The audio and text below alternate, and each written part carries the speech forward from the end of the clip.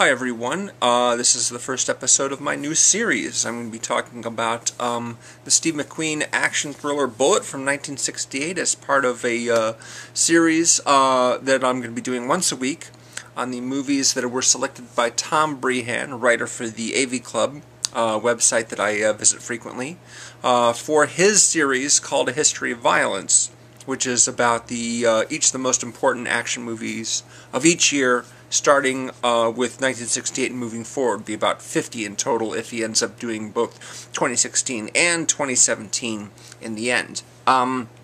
So I looked online for his new article, was just posted today. And as it turns out, The Fugitive is his selection for 1993, which means that I've correctly guessed 6 out of 11 so far, which isn't a great average. It's a little over 50%. Could be better. Yeah, I'm pleased about that, and I figure the next few selections will be Speed, Heat, and The Rock, but I could be wrong about that. We shall see. So anyway, yeah, he started with 1968 for, it looks like, an even 50 years, and printed up a little bit of that essay right there. Of course, I've got the link below. If you'd like to read it for yourself, I encourage you to do so. Let's see here. One of the things he said is, with minimal changes, Bullitt could have come out at any point in the last 50 years, and Charles Bronson or Bruce Willis or Jason Statham could have filled the role of San Francisco Police Lieutenant Frank Bullitt, a man so tough he's named after a misspelling of the word bullet. Luckily, we had Steve McQueen. I haven't seen a lot of Steve McQueen movies, and Breihan says that he did a lot of his own stunt driving in the Mustang for the big chase scene in this film. I guess I can buy into that, seeing as how he did his own motorcycle stunt for The Great Escape, so I'm told. Yeah, this is a rather leisurely paced movie compared with most action movies. I mean, that's just, sort of goes without saying, since this came out 50 years ago. I mean, it's even far less fast-paced than movies from the 80s. Although a writer, Breihan, acknowledges that there were action-oriented films that came out beforehand, this movie really sort of seemed to set the template for the modern action movie. The hard-bitten cop, chasing down crooks, gangsters, what have you, and is not really all that fond of, political maneuvering and what have you. He's just there to get his man and back up his partners and what have you. Rather than looking towards, any sort of career, oriented moves, I guess you could say. His most prominent co-star in this movie is Robert Vaughn, who was the villain in Superman 3.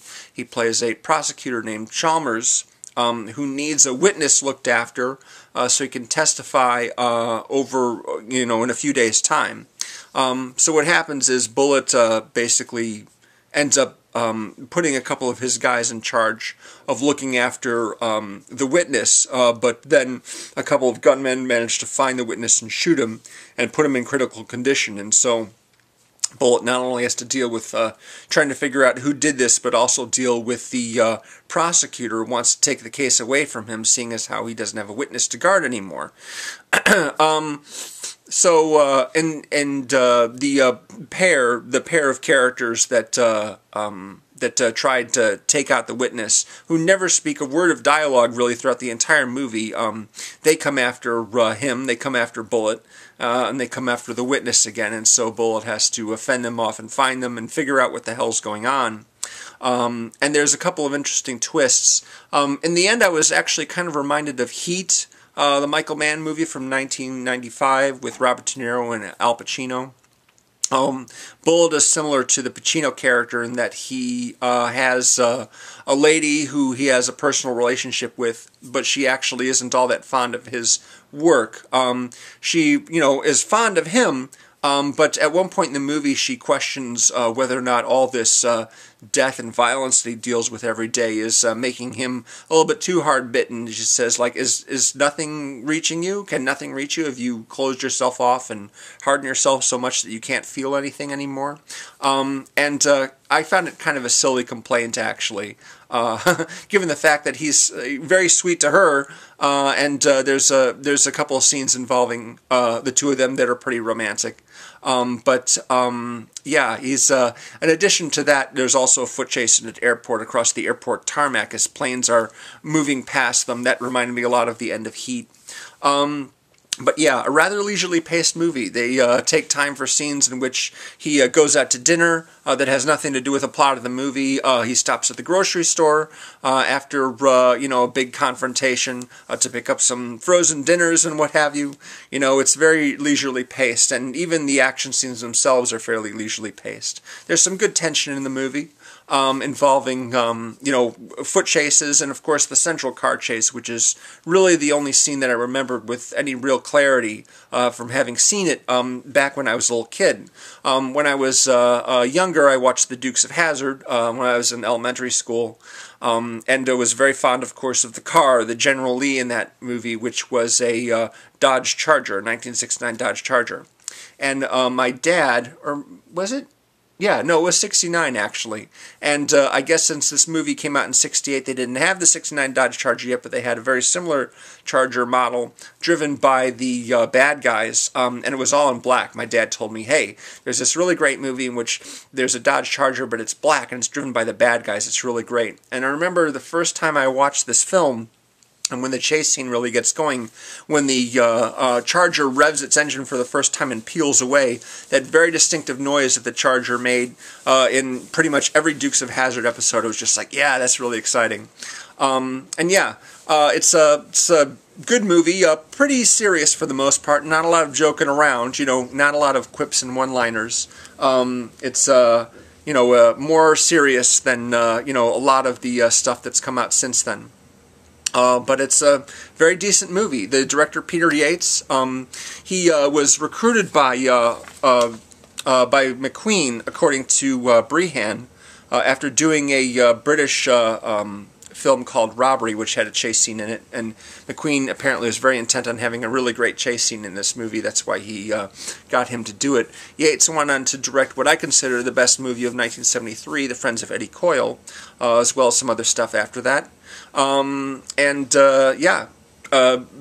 very decent movie, and certainly one that set the template for modern action movies and cop thrillers and what have you, and certainly a groundbreaker as far as its chase scene goes, because at this point I don't think there hadn't been a chase scene like that, at least not in American films.